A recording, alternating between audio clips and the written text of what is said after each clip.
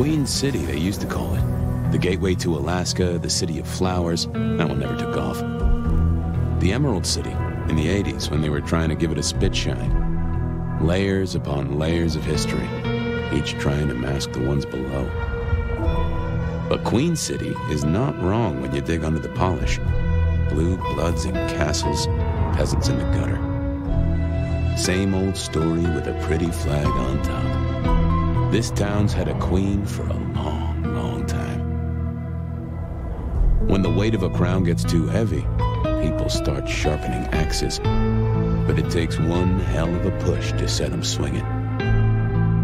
You need a firebrand, a revolutionary, a despot, a murderer, or maybe just someone with a real big axe to grind. If I were a betting man, I'd say the heads are just starting to roll. And I am a betting man.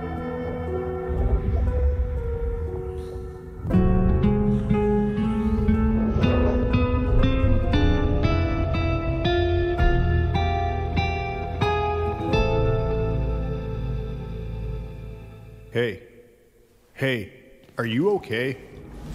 Frank, there's someone hurt down here. Get someone on that radio. Take it easy. I got you. Don't try to move. Are you hurt?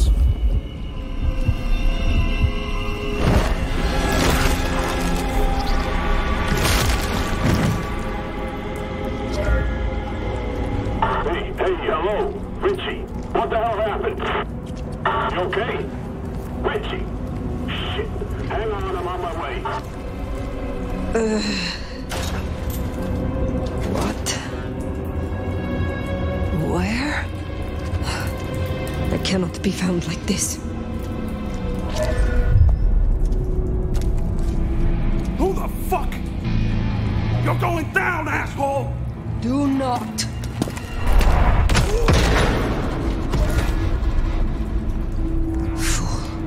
More evidence. I must be careful.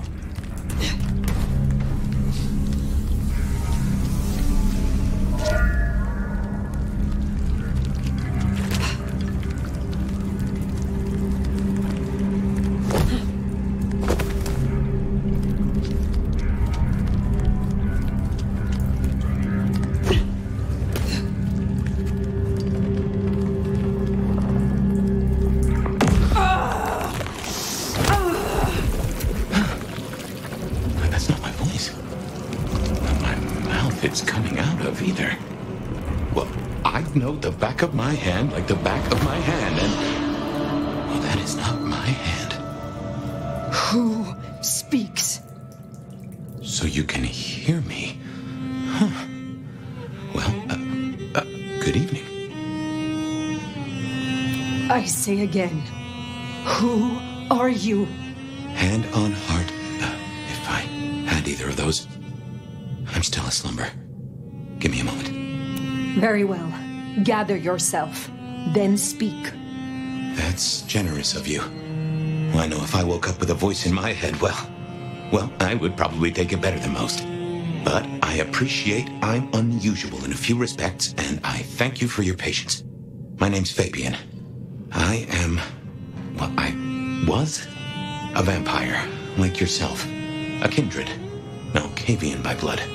And I was, and still am, a detective. Matter of fact, I just started a new case. Finding my missing body. Tell me, what's the last thing you remember? Torpor. I slept, insensible for years. I know not how many. Enough that I have no recent memories. Torpor, huh? The sleep of the dead asleep. Interesting. I guess we don't have much to go off of. Except you've got a Malkavian and a mark. It's something. Let's try this. You hit me with some questions. Maybe it'll spark an idea. How did you get inside my head? Do you truly remember nothing? My memory's a jigsaw right now, and I'm still working on the edges.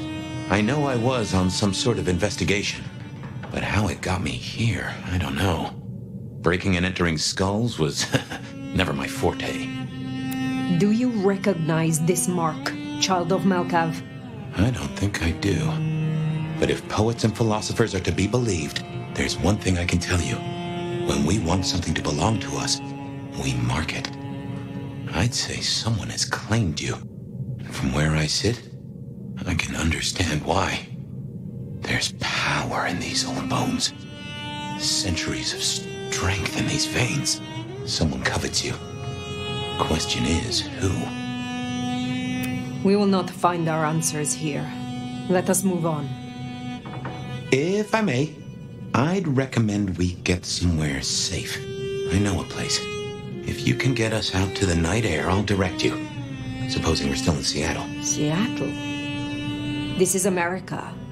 Very well. I will find the way outside. Then you may guide me. Sounds good. You got a name, by the way? Many. But for now, you can call me Fire. All right. Pleased to meet you, Fire.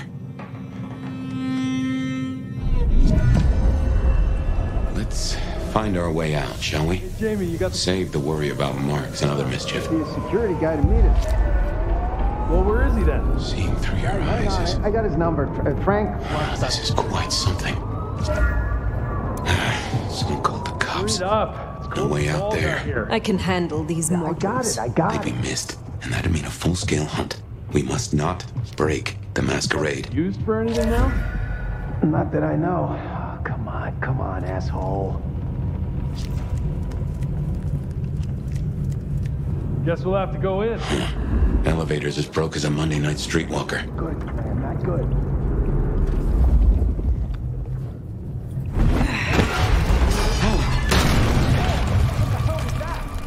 Get that door open now! Never mind, just go! Go!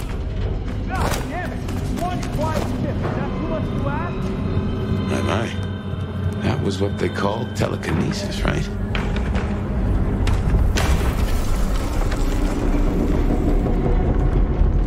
Hello? Who's in here? Come on, don't make this night worse.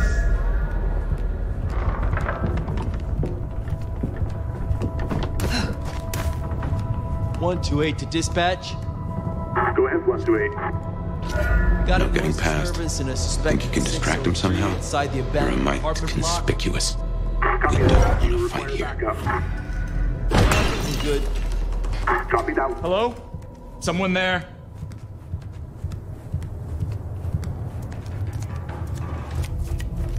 All clear.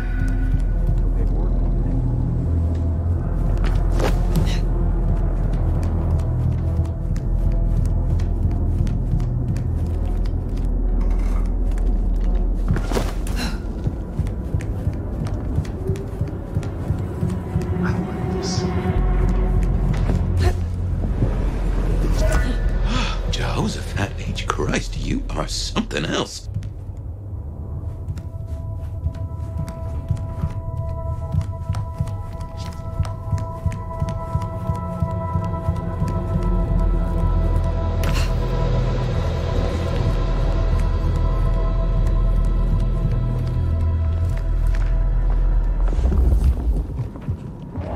Peaceful night so far.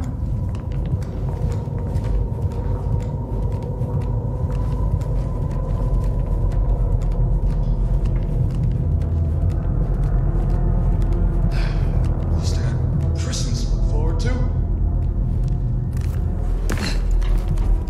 If you don't mind me asking, how old are you?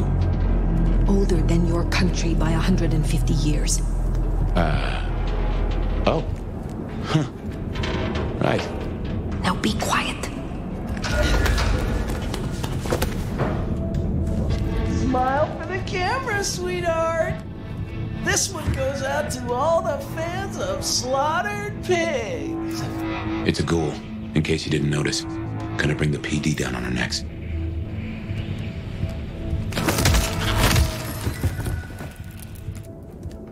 Busy night.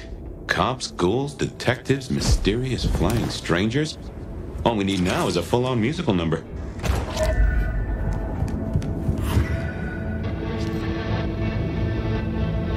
More ghouls. Let's the hell? You're mine!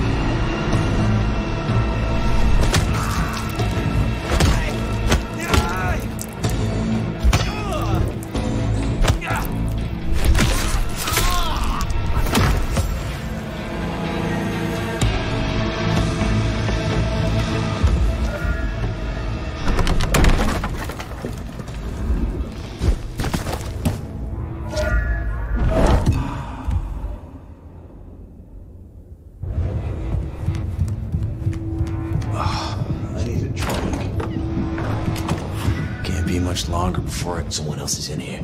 I can smell it. Then we kill them too! The fuck? Better see what it is.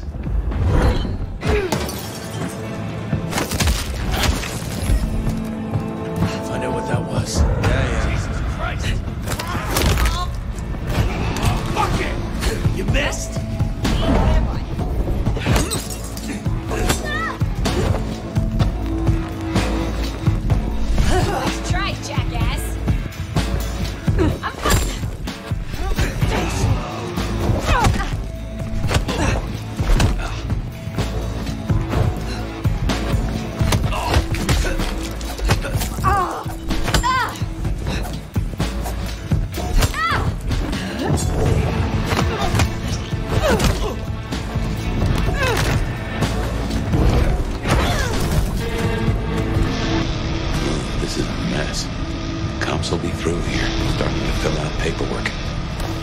Scarce.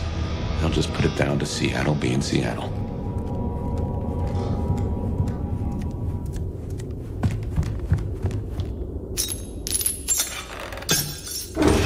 Welcome to Seattle.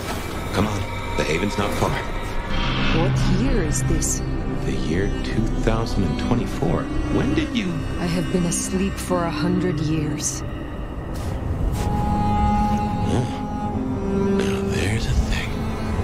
Well then, welcome to the 21st century.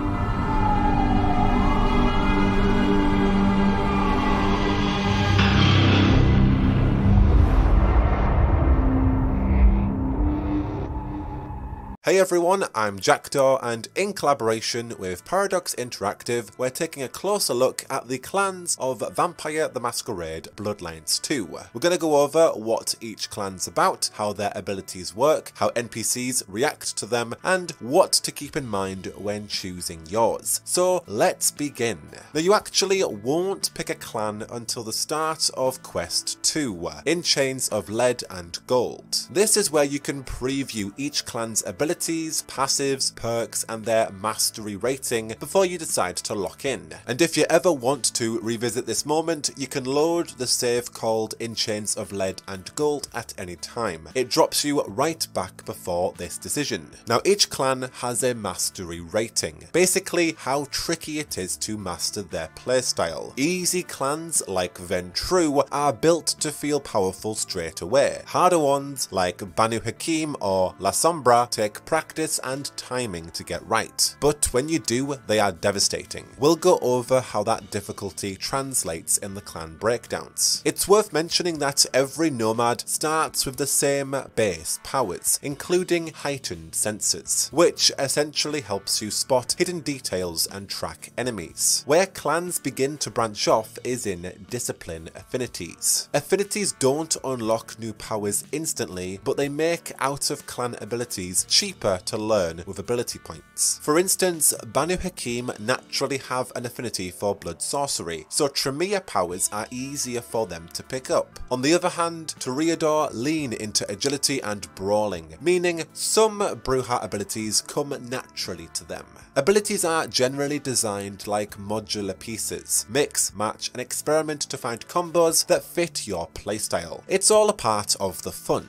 Okay, let's talk clans. First up, Bruja, the learned clan. Bruja thrive in fast, aggressive, close quarters combat. They use charge to blitz across the room, Earthshock to send shockwaves through the floor, Taunt to draw enemies in, and Lightning Strike for rapid, multi-target hits. fights. Their passive, Brutality, boosts melee damage after feeding, while their perk, Spark of Rage, extends that bonus to kills, keeping that momentum rolling. And their Mastery rating is normal, perfect for players who like to dive headfirst into fights. Second, we have the Tremere, the Broken Clan. Tremere are ranged, tactical blood mages who turn combat into calculated chaos. Blood Salvo fires rapid bursts of blood projectiles. Cauldron of Blood cooks enemies from within. Blood Curse marks them for explosive ruptures, and Recall lets you snap back to safety. Their passive, Corrosive Touch, melts enemies after feeding, and their perk, Blood of Potency, restores extra vitae to a random ability every time you feed, keeping your spells ready to cast again that much sooner. Their Mastery rating is normal, ideal for players who like precision, setup, and watching a plan pay off. Thirdly, Banu Hakim,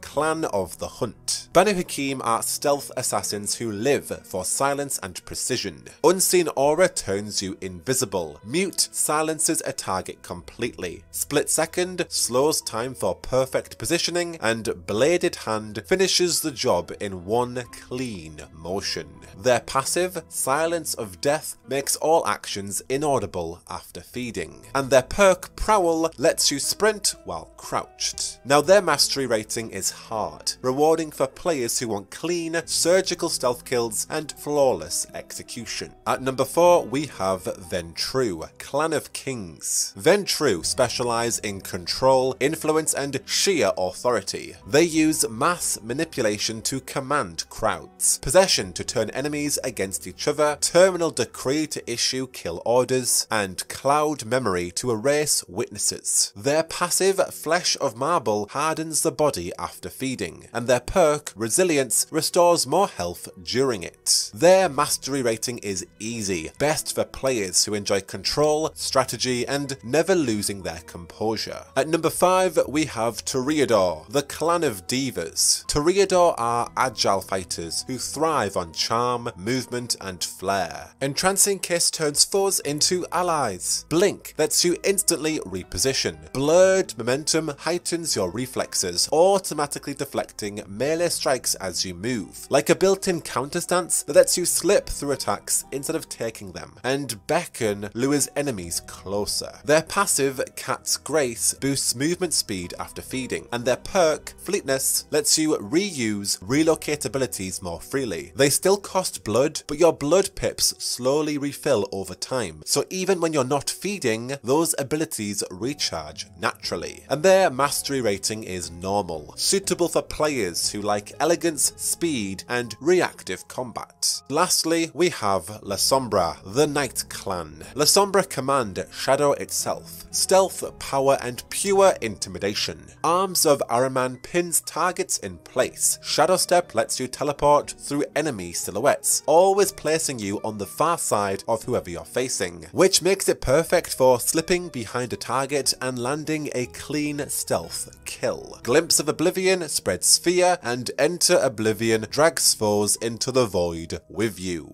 Their passive, Shadow Cloak, boosts stealth after feeding, and their perk, Stygian Shroud, makes mortals unable to harm you while feeding. And just like Banu Hakim, their Mastery rating is hard, built for players who love precision, timing, and power that demands respect. Now your clan choice also changes how people treat you. NPCs in Seattle follow their own biases. For example, former Prince Lou likes Ventrue, but isn't a fan of Tremere, and Isabella immediately calls out the Banu Hakim for their bloodthirsty reputation, but her tone softens if you're someone she respects or relates to. If you're a Toreador, she recognises you as one of her own, unlocking a unique dialogue path that reflects your shared appreciation for art, something that may come back to help you later on. And then we have Fabian, the Malkavian detective living rent-free in your head. His powers make him unusually good at working alone and getting to the truth. He can use Mask of 1,000 Faces to appear as someone else, perfect for questioning suspects or slipping into places he shouldn't be. With Spirit's Touch, he can investigate objects or corpses by talking to them and uncovering what they've seen. Scry the Soul lets him read a person's aura to sense their emotions clans and whether they're lying or hiding something. And Forgetful Mind lets him wipe recent memories, especially handy if you push too hard in an interrogation and hit that point where someone decides they're done talking.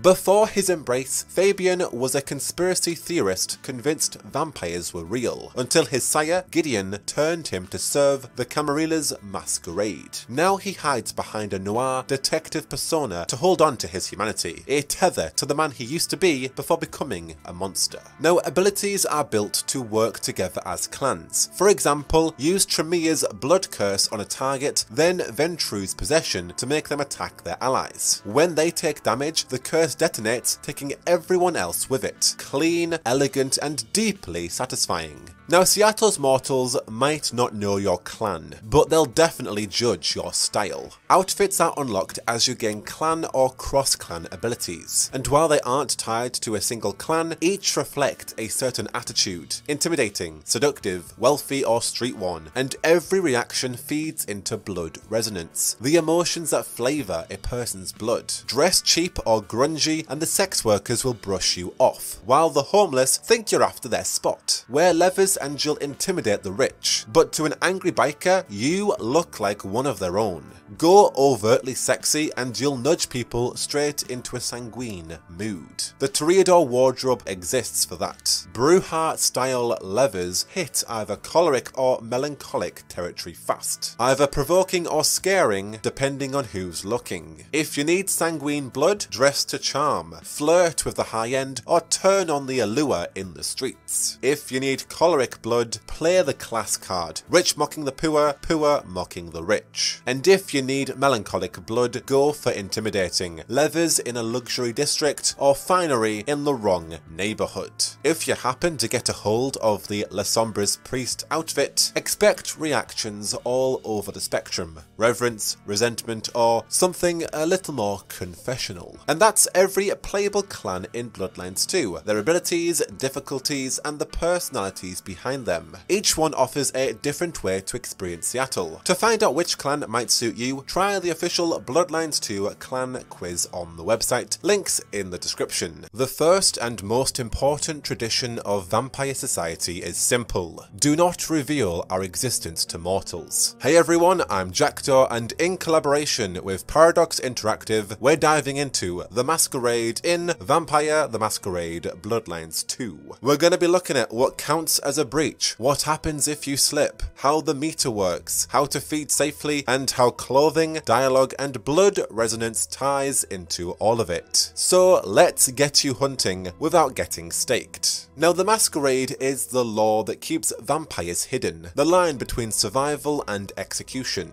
If humanity were to discover the truth, kindred society would collapse overnight. Hunters rise and the Camarilla burns what's left. Every vampire in Seattle, from the sheriff to the street rats, has a stake in keeping this secret. And the moment you step into the streets of Seattle in Quest 2 in Chains of Lead and Gold, you will spot an eye icon at the top of your screen, your window into the Masquerade. If the eye's open, mortals can see you. If it's closed, you're safe. That ring is your Masquerade meter, and it fills whenever you do something vampiric in sight, and the colour tells you how much trouble you're in. Yellow means suspicion. People are starting to notice, but red means panic. Someone has seen something they shouldn't. Some run, some will fight. If the ring fills while red, that's a full breach. In Seattle, the court scourge will stake you on spot and drag you back to face judgment. No second chances. As a consequence, you will lose some blood resonance and reload to the last checkpoint. Seattle's Masquerade law doesn't forgive carelessness. Landing from a rooftop in front of a crowd, sprinting or jumping with vampiric speed while the eyes are open, using powers where people can see you, and of course, feeding in public. A few minor infractions will push the meter from yellow to red, but a serious act like feeding in a crowded street can trigger a full breach instantly. And if you're in a high security area or somewhere already under investigation, one mistake is enough to get you executed on the spot. If you've triggered a breach, you're not doomed just yet, but you need to move fast as you can without triggering the meter further. Breaking the line of sight will start to calm the meter, and rooftops are your best escape routes. Unseen Aura, the stealth ability of the Banu Hakim, lets you fade from sight completely. Enter Oblivion, the shadow step power of the La Sombra, does the same, perfect for disappearing mid-pursuit. Blink, the Toreador's relocate ability, is great for quick elevation, especially once you've unlocked their clan perk Fleetness, which lets you reuse relocate abilities more freely. It still costs blood, but your blood pips recharge over time, keeping you mobile without constantly feeding. And in the case where mortals have seen something, use Cloud Memory, one of the Ventru's dominate powers, to erase their recollection, or you can combine it with Mass Manipulation, another Ventru technique to calm an entire group of mortals at once. And in the case where someone has started to run to report you, chase them down before they reach the police. The longer they stay alive and panicked, the higher your risk climbs. Now, fire feeds because they must. They need vitae, the lifeblood within human blood, to heal, fuel their powers, and gradually reconnect with the disciplines sealed off by the mark. Feeding safely simply comes down to awareness. If the eye is closed, you're clear. If it's open, someone can see you, even your victim. Set up your feed before you strike. When things inevitably go sideways mid-feed, remember you cannot be interrupted, but you can still take damage. Stygian Shroud, the La Sombra's defensive perk, stops mortals from striking you during a feed, a lifesaver in tense situations. And Blood Resonance is what makes this all the more tangible. That's the particular flavour of a person's blood, and it is the key to unlocking powers from other clans. There are three main types of blood resonance: choleric, born of anger; sanguine, drawn from desire; and melancholic, steeped in fear or sadness. Use heightened senses to find pedestrians leaning towards one of these moods. Then talk to them, push their emotion with dialogue or appearance until they're fully resonant. Feeding on a fully resonant mortal restores all ability pips, heals more health, and grants resonance points used to unlock abilities from other clans. And certain clan powers directly generate these resonances. Taunt, the Bruja's aggression ability, stirs choleric rage. Beckon from the Toreador fuels sanguine attraction. And Glimpse of Oblivion, a La Sombra fear power, induces melancholic dread. Combine all of them with Mass Manipulation, the Ventru's crowd control ability, to influence multiple targets at once. A fast and efficient way to gather what you need.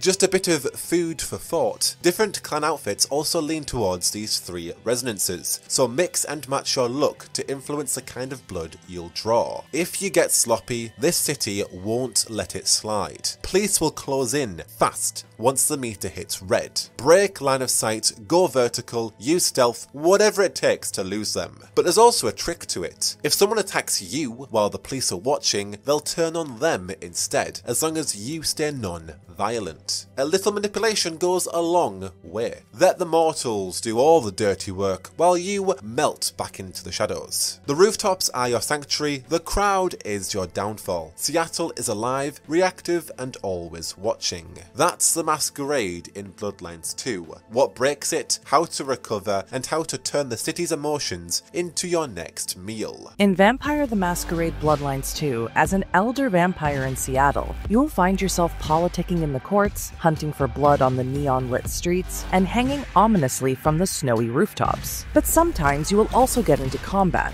As an elder, you have a wide arsenal of tricks you can use against your opponents. Welcome to our combat guide to Vampire the Masquerade Bloodlines 2, with 10 best tips on how to beat your enemies. Tip 1.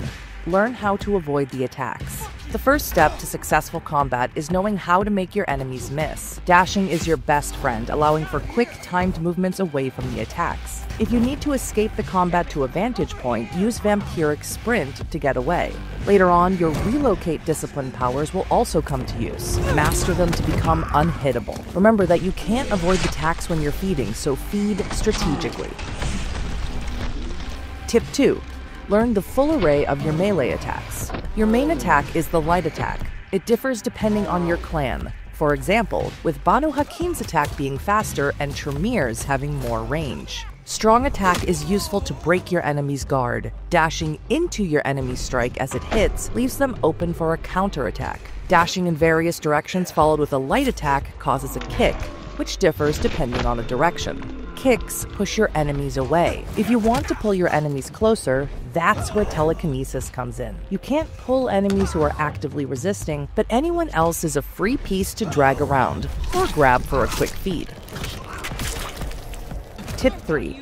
Use gravity to your advantage. Gravity doesn't concern you, but it does concern your enemies. Falling from heights will kill or hurt them, and you can use it against anyone who dares to stand high above you. Pull enemies off the roof with telekinesis or push them out with your kicks. The result is the same.